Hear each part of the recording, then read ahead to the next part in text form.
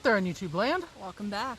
We're doing something a little bit different this year for our ghost stories. Since Tabby and I ran out of personal ghost stories, we thought it might be fun to read to you some West Virginia ghost stories and discuss one of the folklorists that did the biggest amount of research in terms of West Virginia ghost stories that has happened to date. And her name was Ruth Ann Musick. Right.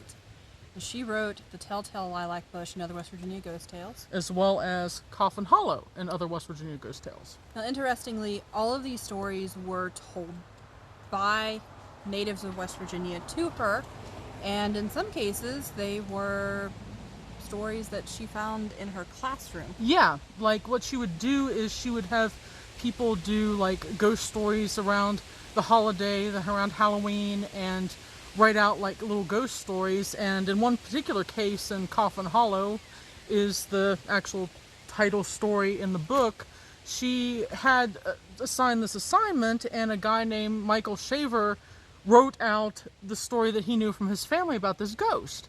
And he found out 10 years after it had been published in the book that she had included it in the book with not really his permission. Yeah, she and just it was cited word. him as having told her the story. So you can read about that online, so that's kind of interesting. It was an interesting thing. Yeah. She was an English professor. I think she had a PhD. She did, and she had started out teaching in Missouri, I think it was, which was where she was originally from, and she became a folklorist as well, and she got wrapped up in Appalachian folklore. Yes. And so she decided to move to West Virginia and ended up teaching at Fairmont State University. Back then it was Fairmont State College. Right. And then published these 2 books via University of Kentucky Press, which you can still get them today. Yeah, I mean, you can get them. They are good compilations. They have a lot of folklore, a lot of, kind of old mountain ghosts and witchery. So Tabby is going to tell you the Telltale Lilac Bush. And yes, we do use a script because I don't have these memorized. So basically there was an old man and old woman that lived by themselves in a house next to Tigert Valley River. So that kind of gives you, if you look up the state of West Virginia, that kind of gives you where they are. And they were not very happy together. They fought, they argued, and not many people visited them. Well, the wife disappeared. And for the reason that they weren't visited often by, neighbors or family, nobody had noticed that she was gone immediately. So when they found out, they just figured that the old man had killed her, but there was no body, therefore there was no proof, and people stopped asking questions, and that's very common. Yeah, it is. That is very common. And the old man lived a very happy life after his wife vanished, and then one night he was partying.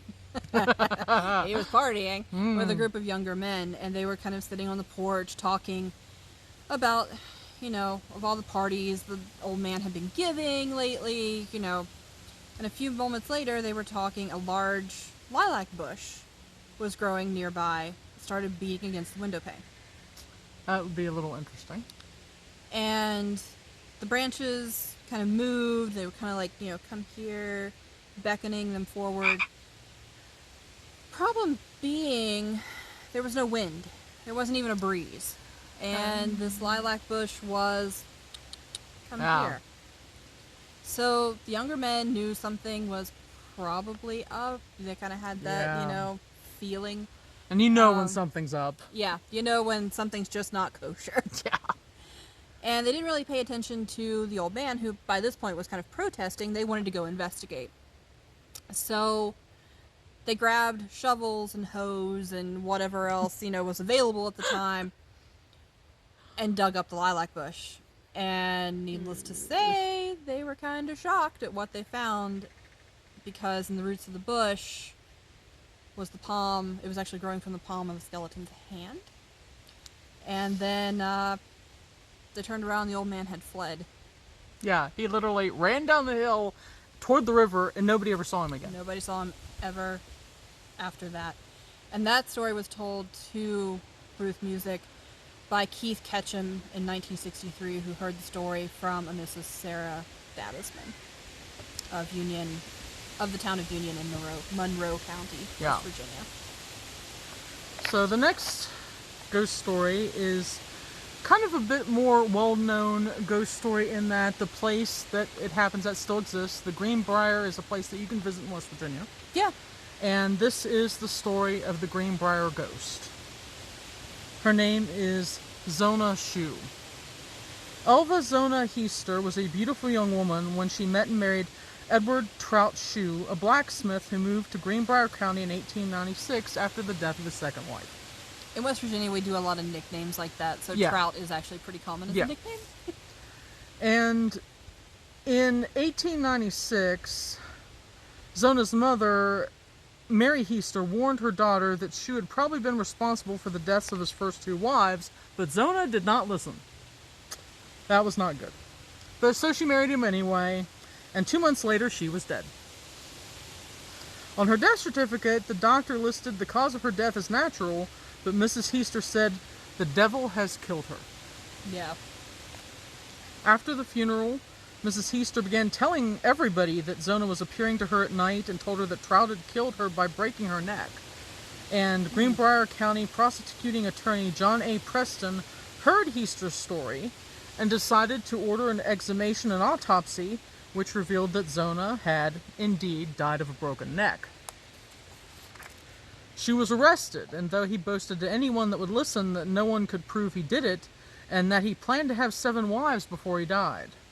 At Shue's trial, Preston did not ask Mrs. Heister about seeing Zona because he didn't want the jury to think that she was deranged. But Shue's own defense attorney did ask about the visions, and Mrs. Heister was so convincing in her testimony that it took little time for the jury to convict Shue of murder and sentence him to life at the West Virginia Penitentiary at Moundsville. So there's a case where a ghost actually was able to get her revenge of sorts Yeah. and justice. And justice. So the next story comes from Ritchie County, and it's called Burnt House. So Burnt House was built around 1850 by a man named John Harris, who ran it with his son William. And Harris built the inn to accommodate travelers on the new and kind of heavily traveled Staunton-Parkersburg Turnpike. In those days, medicine shows, snake medicine, things like that were frequent sources of entertainment, and they often stopped at the inn to, draw in customers, plus it was a place to stay. So one of these shows actually brought a slave girl named Delcy, and William Harris fell in love with her, begged his father to buy her, which John Harris did, and the inn did even better after Delcy came. But soon a rumor kind of became evident and started to spread, and pack peddlers were coming into the inn, but not all of them were leaving. And the Harrises got wind of the rumor and fled, leaving Delcy behind. An investigation proved the truth of the stories, and the bodies of 4 pack peddlers were found stuffed into a cave in the hollow across from the inn. And that hollow became known as Dead Man's Hollow. And Delcy seemed to lose her mind after the Harrises left, and then one day apparently set the inn on fire. She refused to leave and actually burned herself to death. And her ghost is said to roam the site to this day, sometimes manifesting as a blue flame that leaps from the ground. Which is kind of interesting because you think about Strigoi. That's right. And now I really think that we should maybe go there and see if we can see that blue flame. Yeah. So it kind of comes back to the vampire. It does. And you don't know us and vampires. So the next story is The Headless Woman of Briar Creek. Down in Olcott, a coal camp in southern Kanawha County, a grandmother lived at the head of a holler in a little cabin without electricity, and her grandson used to love to visit her. And she used to tell him story after story while she sat on her front porch smoking a corncob pipe, which is also not something that's really common. Yeah, very common here. But his favorite story was the one of the Headless Woman of Briar Creek. And no one knew who she was or how she came to be there, but she was there every night, his granny claimed, on the big rock called the Hanging Rock. And it jutted out in a curve of the road. The Headless Woman was supposed to wear a long brown dress with big black buttons and black boots, and she held her head in her hands. So that would be pretty darn scary to see. That would be. I mean, you just kind of look up, there's this headless lady. So this one evening, this guy decides he's going to test the truth of the story. Of course. You know. And instead of running home before dark like he usually did, he stayed after dark and took his time walking down the road, merrily going along. And he saw the headless woman and ran. She chased him all the way home. The faster he ran, the better he could hear her old dry bones rattling behind him. But it wasn't until he reached home that he realized that the rattling was nothing but the marbles he kept in his Prince Albert tobacco can in his pocket of his jeans. So was it the headless woman, or was it the marble? Who knows? He lost his marbles. He did. So our next story comes to us called The Unquiet Grave. That already sounds ominous. It does. So Elaine Rowley never forgot the house in which she lived one winter when she was young. Her older sister had secured a job teaching at a rural school on the Ravenswood Pike. And rather than have his daughter board with strangers, her father rented a house near that school. The house felt cold, unwelcoming, and when the family moved in, they kind of shrugged off that uncomfortable feeling and settled in as best they could. Almost as soon as they moved in, Elaine really began to feel listless. She grew very pale and thin, and her mother was really worried about her. Everyone in the family heard odd sounds at night, whispering, dripping water, and running feet. Sounds like something, from The Conjuring. It does, actually. The older sister kind of met and married a younger man, moved out of the rented house. Elaine was given the empty bedroom of her sister's, but when she walked into the room, she could feel someone staring at her. And she left quickly, closed the door behind her. No one else in the family would sleep in the room either. Wouldn't go in. I can't blame him. I can't either. Then one night, her older sister and her husband came to stay overnight and slept in the empty room. In the middle of the night, the sister's screams woke the entire family. She told them that she'd seen a little girl standing at the foot of her bed staring at her. That would be creepy. Wake up to have a child. She refused to sleep in her room, and she and her husband slept in the living room for the rest of the night. Some weeks later, a man stopped by and told them, that years ago a family named Yost had lived in the house, and a little girl that they never let go outside. The girl died and was buried under the large sycamore in the yard. When Elaine's mother heard the story, she began packing, and the family moved out the next day. I don't blame them. No. As soon as they moved away, Elaine's health returned. Years later, Elaine went back to see the house, but it had been torn down. Only the sycamore tree remained. She wondered if the little girl was still resting at last in her grave, or if she was still wandering the Ravenswood Pike. Now here's a little bit of that specific story reminds me of something that actually happened to my parents several years ago.